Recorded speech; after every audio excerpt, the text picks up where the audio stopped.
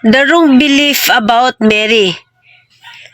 Tinatawag at sinasabi ng iba na si Mary daw ay isinilang ng walang kasalanan.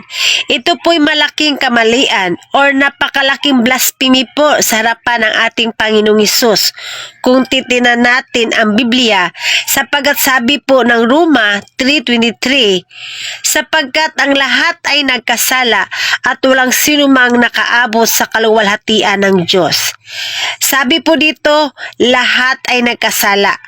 Walang tao at sino man na hindi nagkakasala.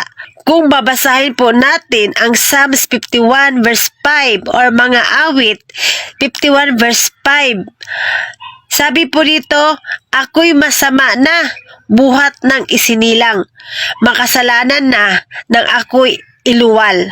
So, nasa sinapupunan pa lang tayo, lahat po ay may kasalanan na. At kung titinan po natin ang Luke 1 verse 47, kapatid, sabi po dito, at ang aking espirito'y nagalak sa Diyos na aking tagapagligtas. Si Mary po ay nagalak ang kanyang espiritu sa Diyos na kanyang tagapagligtas. Bakit sinabi niyang tagapagligtas?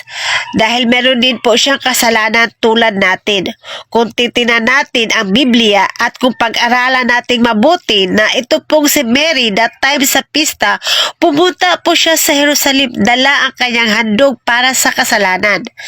Bakit nagdala pa siya ng handog para sa kasalanan? Dahil meron din po siyang kasalanan. Dahil siya po ay totoong taong katulad natin. Kaya po, mali po yung naririnig natin, nakikita at pinaniniwalaan ng iba na si Mary daw ay isinilang ng walang kasalanan. Kailanman ay hindi ito paninira, kundi ito po'y paghahayag at paglalantad sa katotohanan kung ano talaga sabi or sulat sa Biblia upang lahat ng tao ay maniwala sa salita ng Diyos at magkaroon ng kaligtasan at kabaguhan buhay. Nasa atin ang pagsunod at pagbuhay. Kung mahal po natin ating Panginoong Hesus, susundin po natin ang kanyang mga salita.